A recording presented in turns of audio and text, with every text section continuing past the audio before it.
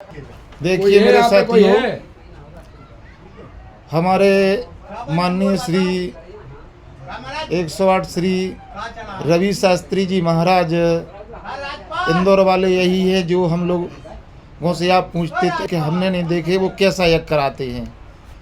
उनके यज्ञ की प्रशंसा हर जगह होती है।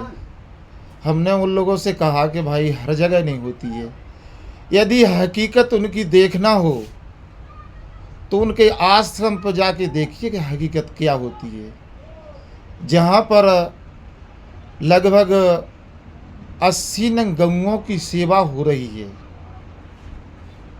और वो भी नहीं है कि भूसा का स्टॉक कर लिया। जिस तरह से सब्जी दाल तेल नमक अपने लिए एक हफ्ते के लिए ले आते हैं, महाराज जी इसी तरह से मंडी मार्केट से तत्काल मंगाकर गऊओं की सेवा करते हैं। और मैं धन्य इस मूर्ति को, इन महाजन को, कि जो इंदौर जैसी सिटी में रहकर और अपना आश्रम चला रहे हैं। और ऐसा वैसा आश्रम नहीं है, लगभग 3 हेक्टेयर में 2 किलो आश्रम है और आश्रम के चारों ओर से हाईवे निकला हुआ है और वहाँ पर आश्रम चलाते हैं, भगवान की सेवा करते हैं। और मैं जय प्रभु की कृपा कहता हूँ और हमारे रवि शास्त्री जी की बहुत बड़ी कृपा है कि इस निर्जन जंगल में कैसे आपने अपना समय दिया। मैं गुरु महाराज जी से निवेदन करता हूँ कुछ बोले। जय श्री राम। यज्ञ सर्वत्र रूप से समान है, चाहे वह निर्जन वन में हो, चाहे वह घनी आबादी वाले क्षेत्र में हो। व्यवस्थाओं का अंतर आ जाता है, बाकी यज्ञ में और भी किसी चीज़ों का अंतर नहीं आता है। जहाँ जंगल है वहाँ भी यज्ञ उन्हीं मंत्रों के द्वारा होता है और जहाँ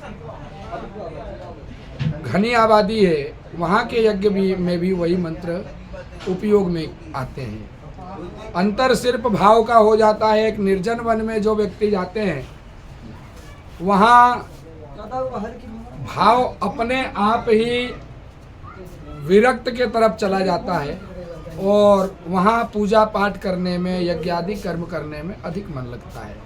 करकरालेश्वर धाम की महिमा अलग है। यहाँ माँ बेतवा अपनी गोद में इस धाम को लेकर बैठी है। क्षेत्र की जनता भी बहुत ही समझदार और प्यारी है, जो कि अपने प्रयास के द्वारा, अपनी श्रद्धा से और विश्वास से यहाँ पर विगत 3 वर्षों से निरंतर और उसके पूर्व में 2 वर्ष पहले कुल 5 वर्ष तक यज्ञ किया जा रहा है। क्षेत्र के विकास हेतु, क्षेत्र के कल्याण हेतु यह यज्ञ प्रतिवर्ष किया जा रहा है। आगे भी यही भगवान से निवेदन है, प्रार्थना है, वासियों से भी निवेदन है कि इस प्रकार का यज्ञ प्रतिवर्ष हो। कोई भी करे, कैसे भी करे, परंतु यज्ञ निरंतर होता है, क्योंकि यज्ञ से विश्व का कल्याण होता है। यज्ञ से ही देवता प्रसन्न होते हैं। यज्ञ में दी हुई आहुतियों के द्वारा ही पर्याप्त वर्षा के लिए मौसम बनता है। वातावरण में ऐसा वर्षा का मौसम बनता है और हमारे क्षेत्र में जितने भी अनितियाँ, कुरीतियाँ, महामारी है, उन सब का भी विनाश यज्ञ आहुति मंत्रों के द्वारा होता है। इसलिए इस प्रकार के यज्ञ करने से हमारा धर्म और सनातन मजबूत होता है, सृष्टि का विकास होता है और पर्यावरण का भी विकास होता है, विश्व का कल्याण होता है। बस जय श्री राम, यही कहना है कि सब आनंद करो, आनंद में रहो। अभी हम हमारे श्री 108 श्री रवि शास्त्री जी से हमारी बात हो रही, तो रवि शास्त्री जी ने जो बात कहा वो सचमुच सत्य है। जिसने ब्रह्म को समझ लिया उसके पास कोई कमी नहीं है और हमारे गुरु महाराज ने ब्रह्म को समझ लिया है और वास्तव में जो सेवा दे रहे हैं ये सेवा सराहनीय है। जय जय श्री राधे। उस शंकर भगवान की कृपा से हमें इनके दर्शन भी होते रहे तो ये बहुत बड़ा हमारा सौभाग्य होगा।